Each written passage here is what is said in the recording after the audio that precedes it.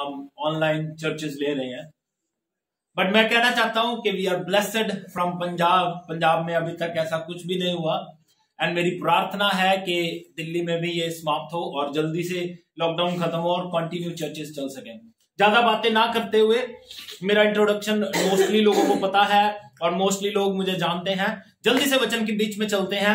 आज की हमारी बातें जो मैं आपसे करना चाहता हूं, be faithful with your soul, अपने ही आत्मा के साथ वफादार रहे। मेरे प्रियो, मैं आपको बताना चाहता हूं कि हम लोग एज अ क्रिश्चियन, हम अपने साथ ही वफादार नहीं हैं, अपने आत्मा के लिए नहीं सोच रहे हैं।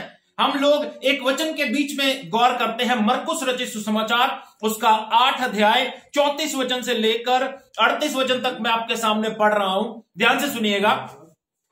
उसने भीड़ को अपने चेलों समेत पास बुलाकर उनसे कहा, जो कोई मेरे पीछे आना चाहे वे अपने आप से इनकार करे और अपना क्रूस उठाकर मेरे पीछे हो ले। यीशु मसीह के पीछे चलने का अर्थ, अगर आप इसकी हेडिंग को देखेंगे तो बाइबल ये बताती है, बाइबल में ऊपर लिखा है यीशु मसीह के पीछे चलने का अर्थ क्या है। अर्थ ये है कि अगर आप यीशु मसीह के साथ चलना चाहते हैं तो आपको अपने आपे का इनकार करना पड़ेगा।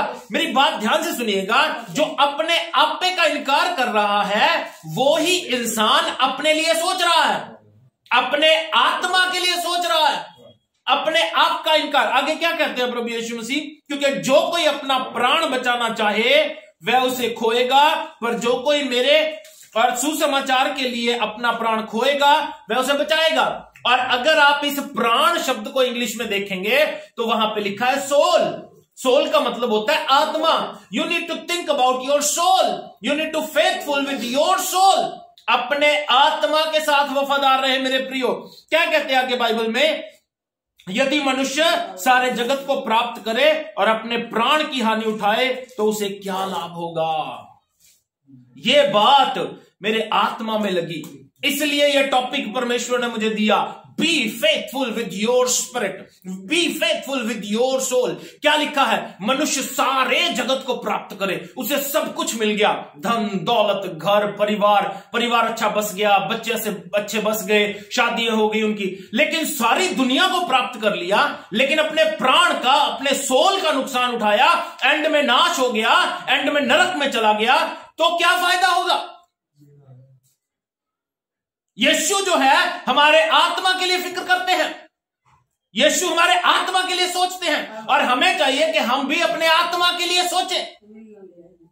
क्या आपको पता है आपके आत्मा का क्या होगा? आज आपकी जिंदगी में एक सवाल छोड़ना चाहता हूं, आपको पता है आपके आत्मा का क्या होगा? अगर आज यीशु मसीह आ गए, अगर कल यीशु मसीह आ गए, तो आपका आत्मा जाएगा कहां? तो आपका आत्मा जाएगा कहां? दो ही जगह मेरे प्रियो, या तो स्वर्ग में या नरक में। स्वर्ग जाने का रास्ता सिर्फ यीशु मसीह है, और उसके लिए आपको उसके रास्ते पे चलना पड़ेगा और अपने आत्मा के लिए चिंतित होना पड़ेगा। लेकिन हम लोग अपने आत्मा के लिए चिंतित नहीं है, हम अपने आत्मा के साथ वफादार नहीं है। ये ट्रू है, ये सच है कि हम अपने आत्मा के साथ वफादार नहीं है। हाँ, लेकिन हम अपने शरीर के साथ बड़े वफादार हैं, हम अपने शरीर के साथ बड़े वफादार हैं। शरीर के लिए बड़ी चिंता होती है क्या खाएंगे, शरीर के लिए बड़ी चिंता होती है क्या पहनेंगे, शरीर के लिए बड़ी चिंता होती है कहां जाएंगे, शरीर के लिए बड़ी चिंता होती है कैसे जाएंगे, शरीर के लिए बड़ा सोचते हैं किसके साथ नाराज होना है, किसके साथ नहीं होना। ये सारी चीजें दुनिया में रहते हुए हम सोचते हैं, और ये सारी चीजें जितना हम शरीर के अनुसार चलेंगे उतना ही हम अपने आत्मा के खिलाफ है, किसी और के आत्मा के खिलाफ नहीं है, अपने आत्मा के खिलाफ है। टॉपिक को अपने दिमाग में रखना, अपने आत्मा के साथ वफादार रहना है, तो अपने आत्मा के साथ वफादार रहना है, अपने आत्मा के साथ वफादार रहना है, अपने आत्मा के साथ वफादार रहना है। ये बातें सोचने की जरूरत नहीं क्या खाएंगे क्या पिएंगे। बस आज हमारी जिंदगी में ना एक शरीर शरीर शरीर शरीर चल रहा है, इतने इस शरीर की इतनी चिंता होती है। अभी देखो मैंने भी है ना मफलर भी ले रखा है, जैकेट भी पहन रखा है, क्योंकि हम लोग अपने शरीर के बारे में सोच रहे हैं, है ना। शरीर के लिए सोचते हैं, आग भी लगा लेते हैं, हाथ भी सेकते हैं, क्योंकि ठंड ज्यादा है भैया। और मैं कह रहा था इनको, दिल्ली में तो कुछ भी नहीं है, पंजाब में आप लोग रह ही नहीं सकते, पंजाब में बहुत ठंड है, और यहां पे आके मतलब मुझे गर्मी फील हो रही थी। What I am trying to say, we are thinking about your शरीर, अपने आत्मा के बारे में नहीं सोच रहे, अपने शरीर के बारे में बहुत सोच रहे हैं, बहुत सोच रहे हैं, शरीर के बारे में ही सोचते रहते हैं। लेकिन यीशु मसीह कंसर्न्ड हमारे आत्मा से है, यीशु मसीह चाहते हैं हम अपने आत्मा के बारे में सोचें। अब मेरी बात समझने की कोशिश करो। एक व्यक्ति को पता है प्रार्थना करने से मेरा आत्मा बचेगा। Is it true? सच है कि नहीं? हमें पता है प्रार्थना करेंगे तो हमारा आत्मा प्रभु के नजदीक चला जाएगा। एक व्यक्ति को पता है अगर हम बाइबल पढ़ेंगे तो प्रभु के साथ चलते हुए मेरा जो शरीर है वो कमजोर होगा और आत्मा मजबूत हो जाएगा। उसके बावजूद भी हम लोग यीशु मसीह के साथ चलना नहीं चाहते। हमें पता है ये बातें। एक और वचन के ऊपर गौर करना चाहता हूं, जल्दी जल्दी देखेंगे। लूका रचित सुसमाचार उसका 12 अध्याय, और मैं आपके सामने जल्दी जल्दी पढ़ दूंगा। उसका 16 वचन से लेकर 21 वचन तक मैं आपके सामने पढ़ रहा हूं, ध्यान से सुनिएगा। लूका 12 अध्याय उसका 16 वचन से लेकर 21 वचन तक। उसने उनसे एक दृष्टांत कहा, किसी धनवान की भूमि में बड़ी उपज हुई। तब वह अपने घर में विचार करने लगा, मैं क्या करूं, क्योंकि मेरे यहां जगह नहीं है जहां मैं अपनी उपज इत्यादि रख सकूं। और उसने कहा, मैं ये करूंगा, मैं अपने बखारियों को तोड़कर उनसे पड़ी बनाऊंगा और वहां अपना सब अन्न और संपत्ति रखूंगा और अपने प्राण से कहूंगा, हे मेरे प्राण, मेरे पास तेरे पास बहुत वर्षों के लिए बहुत संपत्ति है, रखी है, चैन से खा पी सुख से रह। परंतु परमेश्वर ने उससे कहा, हे मूर्ख, इसी रात तेरा प्राण तुझसे ले लिया जाएगा। तब जो कुछ तेरा है उस इकट्ठा किया है उस वह किसका होगा? ऐसा ही मनुष्य भी है जो अपने लिए धन बटोरता है परंतु परमेश्वर की दृष्टि में धनी नहीं है। क्या हुआ यहां पे? एक अमीर व्यक्ति जो पहले से अमीर है, एक अमीर व्यक्ति जो पहले से ही बहुत ज्यादा अमीर है, उसकी बहुत धन संपत्ति होगी। और वह विचार क्या करने लगा, हे मेरे प्राण, मैं बखारियां तोड़ के, मैं ये कोल्ड स्टोर तोड़ के बड़े बड़े बना लूंगा। ये जो झुग्गिए हैं, ये जो गोदाम है, बड़े बना लूंगा और इनमें रखूंगा अपनी संपत्ति और धन दौलत रखूंगा। और अपने मन से, अपने प्राण से, अपनी जान से कहूंगा, आए मेरी जान, आए मेरे प्राण, खा पी मौज कर ऐश से रह, क्योंकि तेरे पास बहुत वर्षों के लिए बहुत संपत्ति पड़ी है। और यीशु मसीह ने क्या कहा? रात को ही तेरा प्राण तुझसे ले लिया जाएगा। तब ये जो संपत्ति रखी है इसका क्या होगा? मेरी बात ध्यान से सुनिएगा। यहां पे एक व्यक्ति मिलता है जो अपने प्राण को यह शिक्षा दे रहा है, खा पी मौज कर ऐश कर, तेरे पास बहुत समय के लिए बहुत धन पड़ा है। लेकिन इसके ऑपोजिट दाऊद कहता है, हे मेरे मन, हे मेरे प्राण, यहोवा को धन्य क्या, क्योंकि तुझे माफ करने वाला, तुझे बख्शने वाला परमेश्वर तेरे साथ है। मेरे प्रियो, जो चीज आप अपने प्राण को सिखा दोगे वही चीज सीख जाएगा। आप अपने प्राण को आराम करना सिखा रहे हो, आप अपने प्राण को आराम करना सिखा रहे हो, अपने प्राण को यह नहीं बता रहे कि प्रभु को धन्य क्या। दाऊद कहता है, देखो दाऊद कहता है, हे मेरे मन, 103 ज़बूर में लिखा है, हे मेरे मन, यहोवा को धन्य क्या है, हे मेरे मन, यहोवा को धन्य क्या है, हे मेरे प्राण, हे मेरी जान, यहोवा को धन्य क्या है। और यहां पे अमीर आदमी कहता है, हे मेरे मन, हे मेरे प्राण, खा पी चैन से रह, तेरे पास बहुत वर्षों के लिए बहुत कुछ पड़ा है। लेकिन यीशु मसीह कहते हैं, आज ही रात को तेरा प्राण तुझसे ले लिया जाएगा, आज ही रात को तेरा प्राण तुझसे ले लिया जाएगा। तब जो कुछ तूने इकट्ठा किया है किसका होगा? ध्यान से समझिए। यहां पे भी यह व्यक्ति सिर्फ शरीर की बात कर रहा है, इसे आत्मा से कोई कंसर्न नहीं है, इसे आत्मा से कोई कंसर्न नहीं है। बट शरीर नहीं, अपने आत्मा से वफादार रहें, अपने आत्मा के बारे में सोचें। यहां पे भी हम देखते हैं बहुत पैसा है, बहुत कुछ आ गया, लेकिन अपनी जान का नुकसान। रात को ही प्रभु ने कह दिया, तेरा प्राण आज ही ले लिया जाएगा। जान का नुकसान उठाया तो क्या फायदा?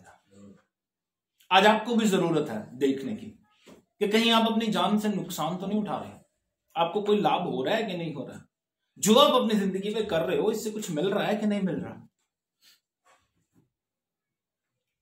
यहां पे भी हम देखते हैं बंदा शरीर के बारे में सोच रहा है। आज भी इंसान शरीर के बारे में सोच रहा है, शरीर के बारे में ही सोच रहा है। उसे ठंड लगती है तो वो चर्च नहीं जाता, बारिश हो जाती है तो वो चर्च नहीं जाता।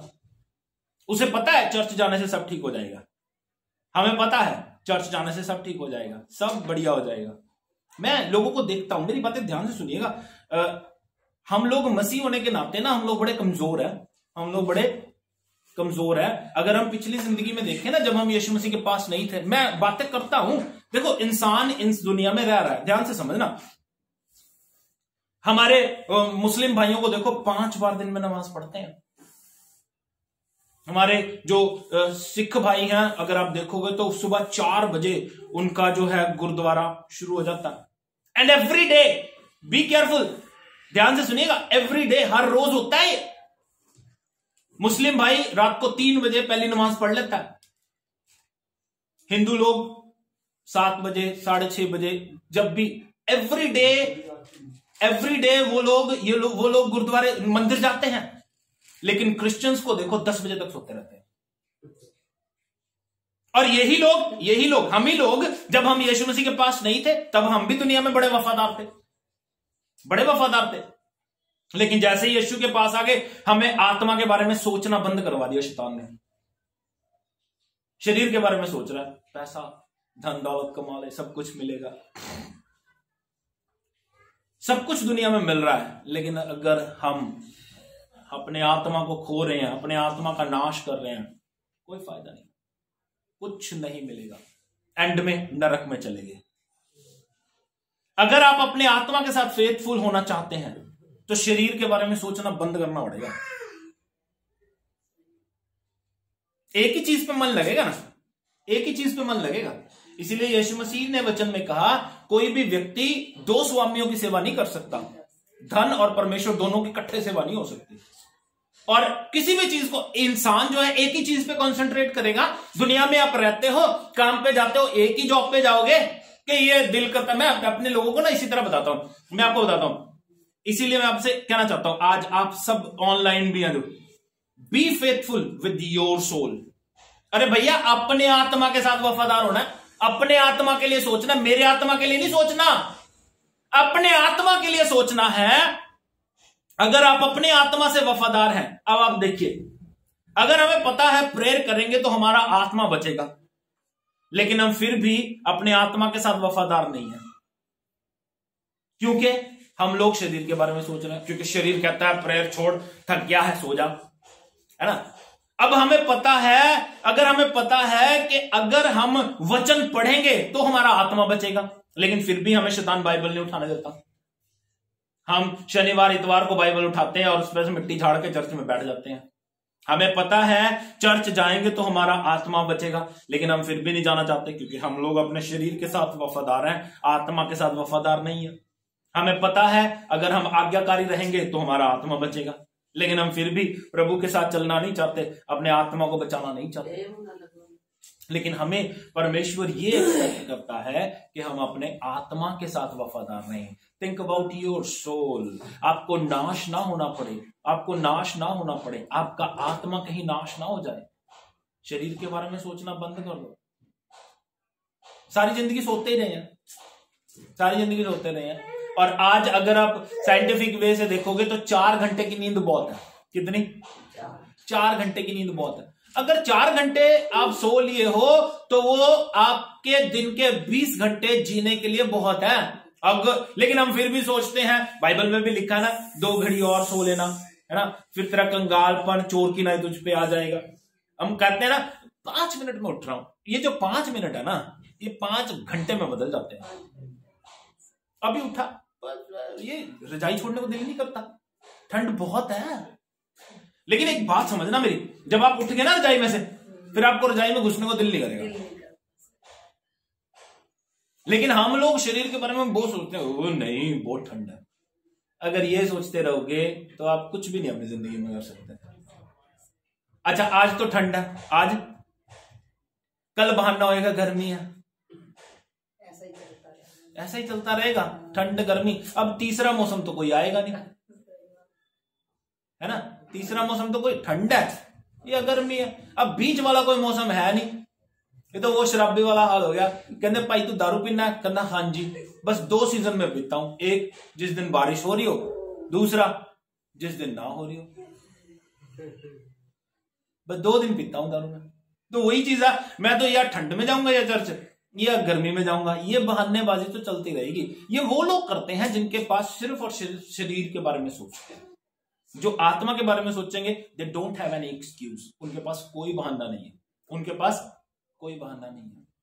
एक और वचन जो मैंने पिछले दिनों आपके साथ बांटा भी था, यूहन्ना रचित सुसमाचार उसका 5 अध्याय, जल्दी से पढ़ के और इसके बाद समाप्त कर दूंगा, क्योंकि इसका जो सेकंड पार्ट है नेक्स्ट संडे चर्च में बोलूंगा और आपके लिए लिंक भेज दूंगा। आमीन। इसको आप YouTube पे भी सुन सकोगे क्योंकि हमने रिकॉर्ड कर लिया। इसका सेकंड पार्ट भी है क्योंकि आजकल सेकंड पार्ट का जमाना चल रहा है ना। बाहुबली आई, उसके भी 2 पार्ट थे, है ना। तो अभी KGF आई, उसके भी 2 पार्ट है, तो फिर 2 पार्ट का जमाना चल रहा है।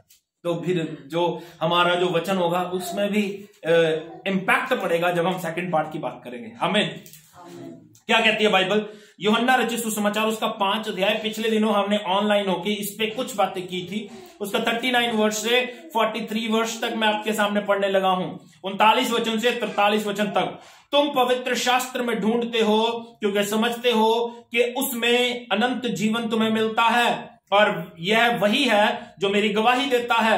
फिर भी तुम जीवन पाने के लिए मेरे पास आना नहीं चाहते।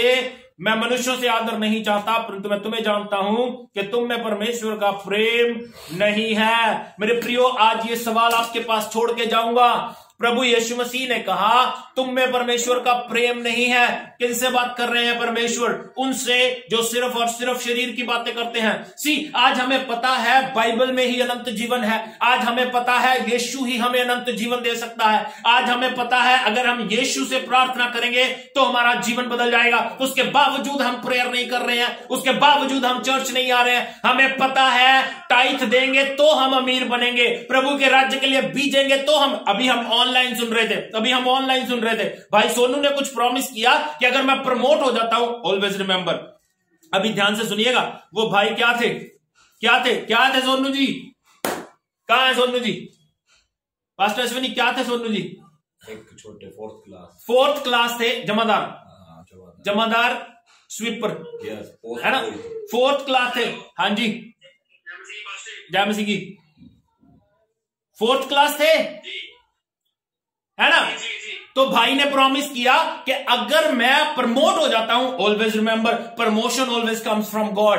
आमीन। आपकी योग्यता से आपको प्रमोट नहीं करता परमेश्वर, आपकी पढ़ाई लिखाई से प्रमोट नहीं करता। Nothing is impossible for. छोटी छोटी बातें बता दो, मैं बड़ी नोट करता हूं छोटी छोटी बातें। 14 तारीख को हमारे इस चर्च के बॉबी की शादी है। 14 की है पास्टर जी। और मैं छोटी छोटी बातें नोट करता हूं, प्रभु हमसे प्यार कितना करता है। एंड आई वाज थिंकिंग कि यार 14 तारीख को शादी, 14 को हमारे पंजाब में इलेक्शन है, मैं वोट कैसे डालूंगा? मेरी छोटी छोटी बातों की प्रभु चिंता करता है। छोटी छोटी बातें की प्रभु चिंता करता है। अब हुआ क्या?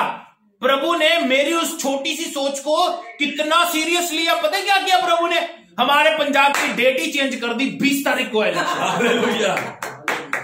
20 तारीख को इलेक्शन। और मैं किसी को नहीं बताता, मैं आत्मा में बड़ा खुश हुआ कि यार मैं छोटा सा बंदा, मेरी छोटी सी सोच के लिए प्रभु कितने बड़े काम कर देता है। अब ये भाई 4th क्लास थे, प्रभु ने उनको ब्लेस किया, प्रमोट किया, आज अफसर के साथ बैठेंगे। Same way when you are faithful God, प्रभु के साथ आप वफादार रहोगे, God will bless you, God will promote you. प्रभु आपको प्रमोट करेगा। नो मैटर आपकी क्वालिफिकेशन क्या है, नो मैटर आप कितना पढ़े लिखे हो, आप प्रभु के साथ वफादार हो, ये काफी है। और इसमें देखो सरासर फायदा हमारा ही है। फायदा व्हेन यू प्रे, प्रभु के साथ प्रार्थना करते हो तो आप ग्रो हो रहे हो, वचन पढ़ते हो तो आपका आत्मा बढ़ रहा है, चर्च जा रहे हो तो आपका आत्मा बढ़ रहा है, टाइथ दे रहे हो तो आपका, डोंट थिंक के टाइथ देने से पास्टर का घर चलता है, ये मत सोचो। ना ना ना ना ना, अगर आप टाइथ नहीं भी देते तो भी तो हमारा घर चलता है ना, नहीं चलता?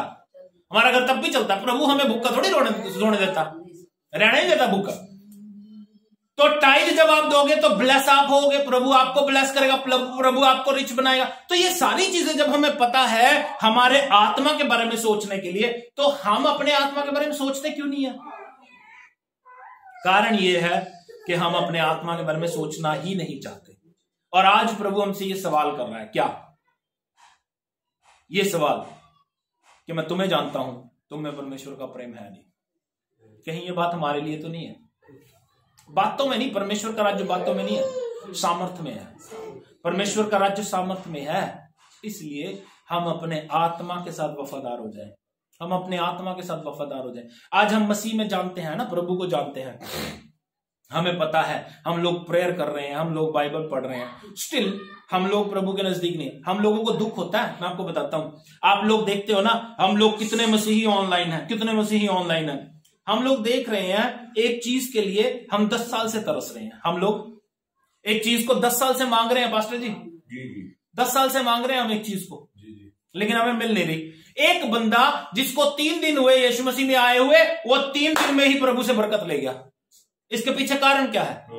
कारण ये है कि वो 3 दिन में प्रभु के साथ वफादार हो गया। आप 10 साल से प्रभु के साथ वफादार नहीं हुए, और हमें दुख होता है कि यार ये 3 दिन में प्रभु से बरकत लेगा। अरे भैया, जितनी मेहनत उसने की है ना, उतनी मेहनत आप भी कर लो। God will bless you to.